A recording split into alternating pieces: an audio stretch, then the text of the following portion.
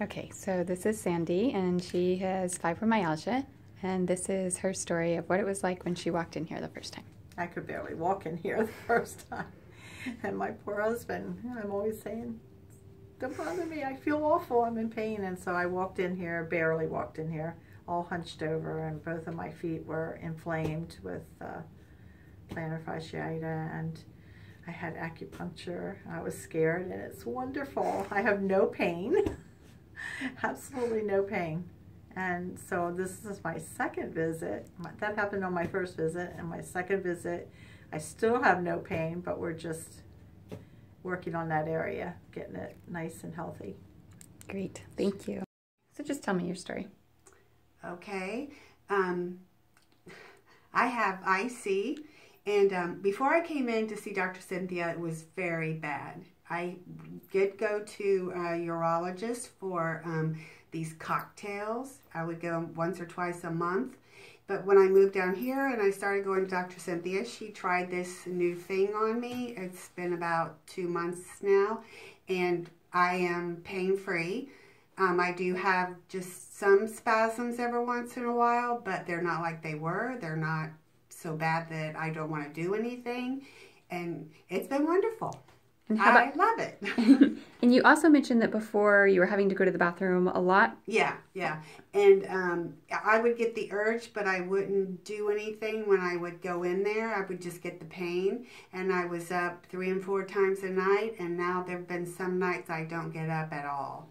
And, you know, I go to bed at 11, and I get up at 7, and I'm fine. So it's good. That's great. I am so glad. And the other thing that you mentioned was that you used to have to stop at every bathroom along the way. Oh, yeah. Like you were going to the bathroom kind of as frequently as possible. Yeah, like and my husband even noticed it, that I would just go every time I would go, because I couldn't tell if it was that or the spasms. It felt like I had to go, but then I wouldn't do anything. But now he even asks me, like if we go to the parks or something, he even asks me if I have to stop, and I'm like, nope, I'm good. So it's good. So it's like normal. Yep. That's awesome. And it feels good to feel normal, like normal people. Yes. Yes. Well, congratulations. I'm really, really, really glad to see this. Oh, thank you. And I'm really, really glad too. Okay, good.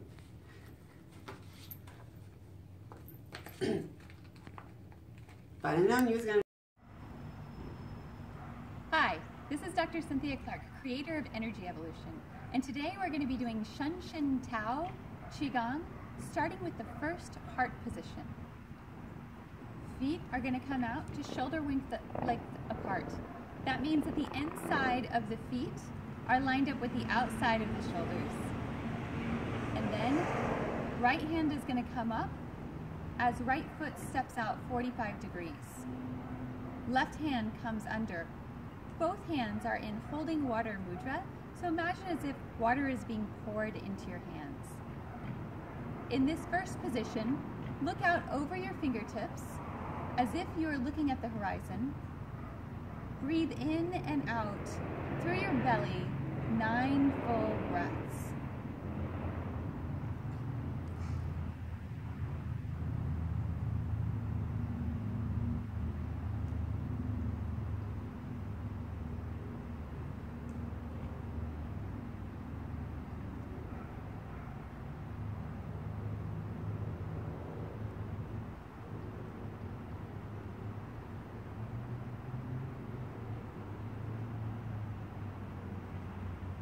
As you complete that, step back to natural stance, scoop the energy off your heart meridian, and flick out, draining any excess energy. Do the same thing on the opposite side.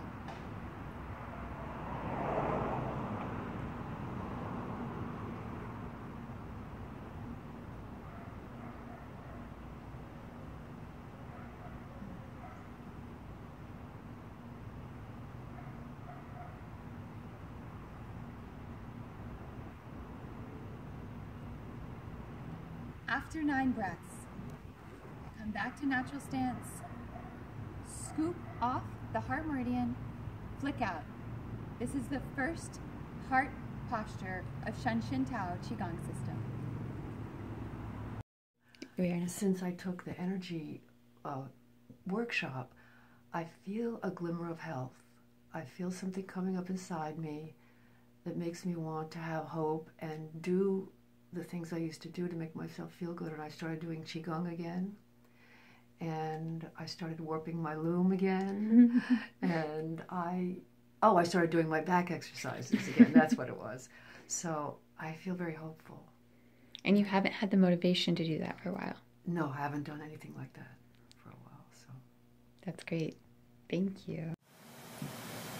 Surprisingly, more health problems are related to eating too little fat and cholesterol rather than too much.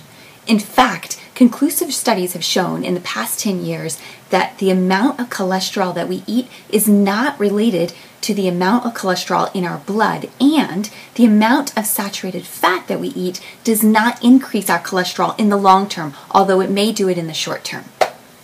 Hi, I'm Dr. Cynthia Clark, and I know this is new information for most of us, so I want to share a little story with you about President Dwight D. Eisenhower. On a fall day in 1955, President Eisenhower ate a hamburger, he played a round of golf, and he had a heart attack. Dr. Paul Dudley White then took the world stage as the leading Harvard cardiologist, and he educated the American public about his personal theory of the dangers of saturated fat and heart disease.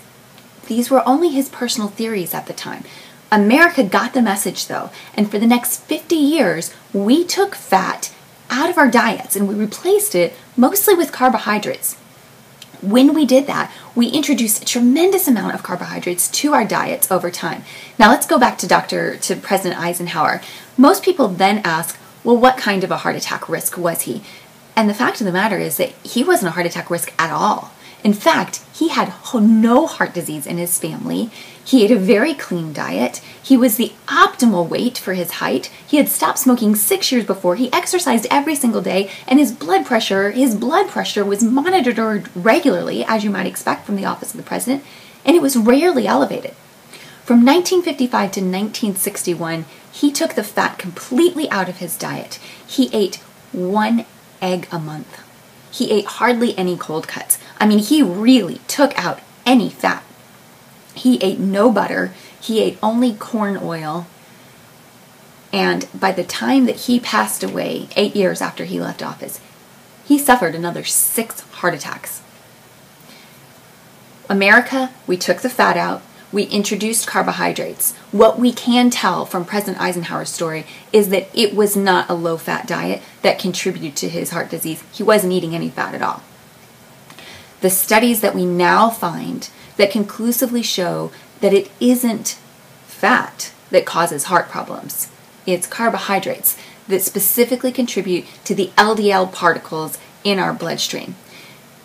America dedicated itself to understanding the multi-generational relationship between dietary fat and heart health. And in fact, in the 1950s, the Framingham study was born. Now this takes place in Framingham, Massachusetts, and it's fascinating. The entire town of Framingham, Massachusetts, for 3 generations has been charting all of their food intake, and that's been compared to their longevity, their heart health, their quality of life, and to their weight over 3 generations.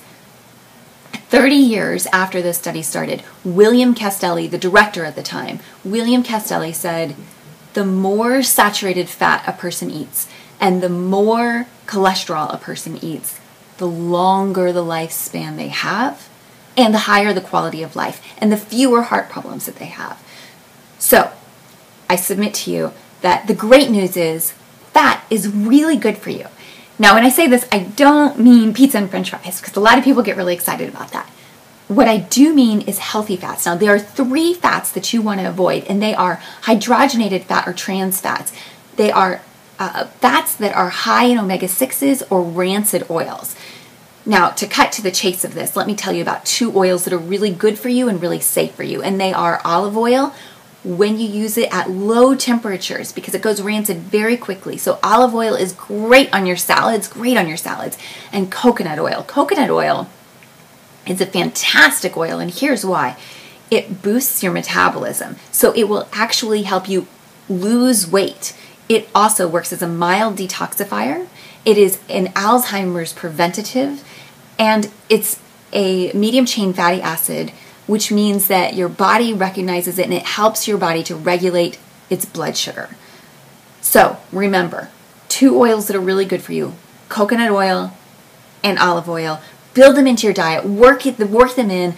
They're phenomenal for you, and your heart and your quality of life will thank you for it. This is Nancy, one of our clients, and she's also one of our athlete clients. So Nancy is a runner, among other things. Could you give us the list of sports that you typically engage in? There's a lot of running, foot race, like road races, and biking, both geared and single speed fixed gear. Okay, and how long ago did you first start seeing us? Oh man, I think it's been like a year and a half now. Right, because you were our next door neighbor at the time, so there was some informal treatments that took place. And they happened because you started having some aggravation due to one of your sports. Could you tell us more about that? Well, it actually started before that even. Remember, it was the knees first. I've had bad knees my entire life, since I was in elementary school, literally. It was the first time I was put in a knee brace. And sports knees at a very early age. So they've been aggravating on and off my entire life. It's kind of like having chronic tendonitis in your knees, which, as you can imagine, is not great for a runner. So they first treated me for my knees. When I began an upshift in my running, I went from a shorter distance to a longer distance, from a softer trail to a hard road running, started doing more racing, and of course my knees responded with, the usual complaining. And at first I started getting pins in my knees only, and it was amazing. The first time I did it, I felt like my knees hadn't been that pain-free and that fluid in years. And it was immediately, like the minute I got off the table, I felt it. And then for the next several days, I still continued to feel that kind of relief. And I think we got into doing it really randomly because I didn't have a routine or anything. So it would start hurting and I'd be like, hey guys, can you stick some pins in my knees? And they would, of course, accommodate me because they're wonderful. And it was probably on average once every couple months for a while there. And my knees have been so much better ever since then. And it's been less frequent, the knee treatment at this point. It's probably maybe, I don't know, once a quarter maybe for the knees over the last year, and my knees haven't complained, and I've actually increased the pressure on them. I've been starting doing some quad work and some glute work and some weightlifting that involved my lower body that I had never done before, or I haven't done in years because of my knees, and they're holding up. And that's great. I didn't know that. That's fantastic. Yeah, they're responding well. I wouldn't think it had been possible before because I never would put them under that kind of pressure, but I've had to for other things we can discuss later. I've had to change my workout up, and they've rose to the challenge. They still need treatment once in a while, but I didn't think they'd be able to do it, and they're powering through. That's great. Okay, and then something else happened. Right, so as I uptick my running, as runners are like to do, we get addicted and we start to run too much, too fast, too often. And I started doing a lot of racing and a lot more mileage on pavement. And how many miles are we talking about here? What kind of I think it went from about 9 to 12 miles a week, and usually probably on average 1 to 2 races a month. Of the 5K variety, sometimes of the 5 mile, but mostly of the 5K, almost always on the road. I had a couple off-road races, which were probably not helpful either. And I developed some really, really painful stuff in my hip and right leg. So it would hurt in my hamstring all the way up into my hip, on the front and the back, around my sits bones. That would ache. It would be almost felt like a tear. It started in the hamstrings as like an achy, like hamstring tendonitis, maybe a strain type situation, and it went all the way up and down my hamstring in the back of my knee. It wasn't my knee, it was the back of my leg. And that was, I think, partially due to the running, but also I was fixed gear riding a lot at the time, which is a very isometric resistance type thing on your hamstring, and it never had seen that before in my hamstring. So that started, and I quit fixed gear riding and started getting acupuncture treatment for that. And it started to get better immediately, as they do when you stick pins in them. And that was much more regular treatment. That was much more regular treatment. I couldn't figure out what was wrong with it. It was hurting all the time. I'd get out of bed, put my leg down on the floor to walk, and it would hurt. And I was starting to get really, really depressed about it. And then I said, hey, how about we try that? It worked on the knee. Why don't we try it on the hamstring? And the first time I ever did it was the first time I'd been without pain in probably 2 months. And I got off the table again, and I was like, awesome. This is amazing. Because I was starting to like get really depressed about it. Because like I said, I dropped one of my favorite things to do, which is fixed gear riding, and it only helped marginally, but the pins were like... So I started doing that once a week, which was great. And then, as I mentioned before, I'm a stupid runner. And I had a race that I had scheduled a month out or 6 months out, and I failed to drop out of that race. And it was a 5 mile on pavement, and I decided to do that anyway. And, you know, I put my treatment back a lot. I think I injured something different, because then it moved from just the hamstring and a little bit in the hip to like full bore, like something's torn up in my hip, like don't even know what it is. Butt hurts, everything, like just the whole deal. So yeah, then I had to quit running altogether for a little while. Like, I mean, I could limp on the treadmill a little bit just so I didn't go crazy, but really had to quit running. And we had to move the treatment. It was weekly, but we had to like put some more pins in some places that you should probably buy me dinner first before you get to see. And we started doing that weekly, and it helped again immediately. Every time I would get off the table would be the time of the month or the week that I wasn't in pain. Because it was still hurting pretty regularly at that point in time. But, you know, from the start, when I started getting pins, you know, it stopped being daily. It stopped being constant chronic pain that would get into your head and make you depressed. The minute I started getting pins, it went from this chronic pain thing to, oh, yeah, I just ran up a flight of stairs. It's going to hurt. It became manageable, normal, and expected, as opposed to overwhelming and kind of depressing. So we've been doing weekly. I guess we did weekly for... I guess it started we doing weekly, I guess, in November. I did the race in January. And we did weekly from January to this point. It's now, you know, from January to about whenever you guys relocated. Mm-hmm. So I guess that was June. And since been doing that weekly, I'm back to running on pavement, like maybe twice a week, you know, not as far or as fast, thank God, because I think that was the problem. And now I come down and I see these guys about once a month now, and I'm, you know, slowly still recovering, and it's continuing to work for me, which is why I come from Tampa to Sarasota once a month to see these guys, on top of just being in their company. It's kind of lovely. So yeah, I don't know what else I would have had to do. I saw a conventional orthopedist. They weren't at all interested in diagnosing, which frankly, neither am I, just fix it. So their advice was a bunch of stretching and PT workouts, which are conventional muscle strengthening around the areas of concern, which I've also been doing some of as well. But nothing they suggested or that I have done has provided as immediate, I think, or probably holistic, like the whole thing relief as what acupuncture has. We didn't need to know exactly what was wrong with it, just where it hurt, kind of, you know, what my tests were like when they tested me, and we just started treating, and it just started working. So, you know, that again is not so important. I don't need to know the exact name of what's going on with my aperture. I don't care. I just want it to work and feel better, and it did. So that's why I'm doing it. I think it's the best orthopedic treatment anyone can do for themselves on any kind of musculoskeletal injury, and I've had a lot. I have a lot of braces, a lot of salves, a lot of stretching. I've always managed to stop short of surgery, and I think that if I keep doing acupuncture, I probably won't ever have to have surgery, which is awesome. So, thank you very much, Nancy. Hi, this is Dr. Cynthia Clark, acupuncture physician and applied clinical nutritionist with Longevity Wellness in Sarasota, Florida, and I have something really exciting to tell you about. This is the Acupuncture for Heroes and Seniors Act, otherwise known as Federal H.R. 3849. It's being introduced by Congresswoman Judy Chu, and she has been an advocate of acupuncture for years and years and years.